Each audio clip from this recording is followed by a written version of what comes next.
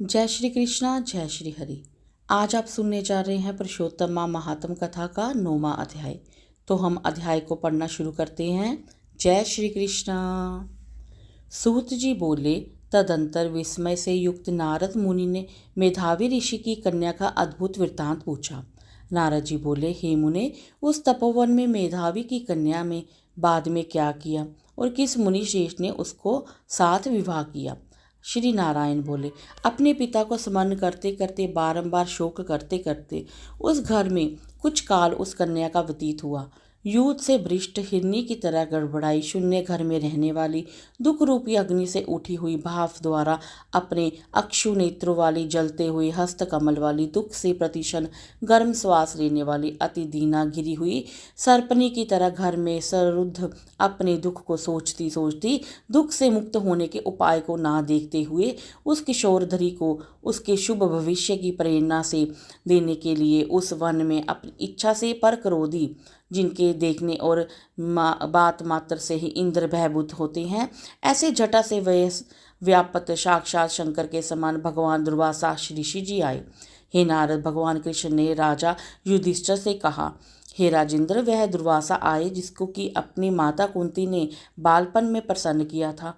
तब उन सुपूजित महर्षि ने देवताओं को आकर्षण करके वाली विद्या दी, और हे भूपाल, जिन्होंने सब देवताओं को नमस्कार किए जाने पर मुझको भी रुक्मिणी के साथ रथ में बैलों के लिए जगह देता और जोता। दुर्वासा को बिठाकर रथ खींचते हुए जब हम दोनों मार्ग चलते लगे, तब चलते चलते मार्ग में तीव्र प्यास से सूखे गले में तालु और ओष्ठ जिस रुक्मिणी के ऐसे जल चाहने वाली रुक्मिणी ने जब मुझे सूचित किया, तब कंधे पर रथ की जोत को रखे हुए चलते चलते ही पांव के अग्रभाग से पृथ्वी के दबाकर रुक्मिणी जी ने प्रेम के वशीभूत मैंने भोगवती नाम की नदी को उत्पन्न किया।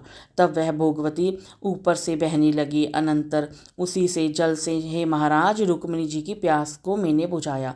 इस प्रकार रुक्मिणी की प्यास को बुझाना देख उसी क्षण अग्नि की तरह दुर्वासा जी क्रोध से जलने लगे और परले की अग्नि के समान उठकर दुर्वासा ने श्राप दिया।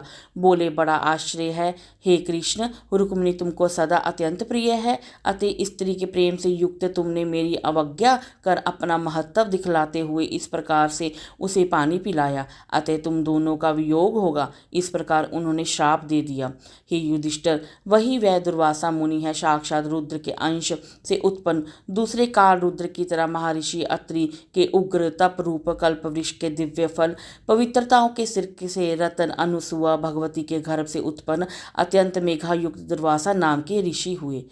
अनेक तीर्थों के जल से भीगी हुई जटा से भूषित सिर वाले साक्षात तपोमूर्ति दुर्वासा ऋषि को आते देखकर कन्या ने शोक सागर से निकलकर धैर्य के मुनि के चरणों के बारंबार प्रार्थना की। प्रार्थना करने के बाद जैसे वाल्मीकि ऋषि को जानकी अपने आश्रम में ले गई, वैसे ही यह दुर्वासा को अपने घर में लाकर आर्द्र पाद्य और विविध प्रकार के जंगली फलों और पुष्पों से स्वागत के लिए आज्ञा लेकर आदर पूर्वक पूजन कर तदंतर, हे राजन, यह बाला बोली। जय श्री हरि। कन्या बोली, हे महाभाग, हे प्रभु, हे अत्रि के कुल के सूर्य, आपको प्रणाम है, आपको बारंबार प्रणाम है। हे साधो, मेरी अभाग्या, ये घर के आज आप शुभागमन कैसे हुआ। हे मुने, आपके आगमन से आज मेरा भाग्य उदय हुआ है, अथवा मेरे पिता के पुण्य के विवाह और प्रवाह से प्रेरित मुझे सत्वंता देने के लिए आप मुनि श्रेष्ठ आए हैं। आप जैसे महात्माओं के पाँव की धूल जो है वह तीर्थ रूप है, उस धूल का स्पर्श करने वाली मैं अपना जन्म आज सफल कर सकी हूँ। आज मेरा व्रत भी सफल हुआ है। आप जैसा पुण्यात्मा में जो आज दर्शन कर लिए हैं, अतः आज मेरा उत्पन्न होना, मेरा पुण्य सफल हुआ। ऐसा कहकर वह कन्या दुर्वासा जी के सामने चुपचाप खड़ी हो गई। तब भगवान शंकर के अंश से उत्पन्न दुर्वासा मुनि ने मंद हास्य युक्त बोले, दुर्वासा बोले, हे पुत्री, तू बड़ी अच्छी है, तूने अपने पिता के कुल को तार दिया। हे मेधावी ऋषि के तप का फल है जो उन्हें तेरी जैसी कन्या उत्पन्न हुई। तेरे धर्म में तत्परता जान कैलाश में मैं यहाँ आया हूँ। तेरे घर आकर तेरे द्वारा मेरा पूजन हुआ है। हे मुने, हे श्रेष्ठ, मैं शीघ्र ही बद्रिकाश्रम के मुनीश्वर सनातन नारायण देव के दर्शन के लिए जाऊँगा। जो प्राणियों के हित के लिए अत्यंत उग्र और तप कर रहे हैं। कन्या बोली, हे ऋषि, आपके दर्शन से मेरा शोक समुद्र सूख गया।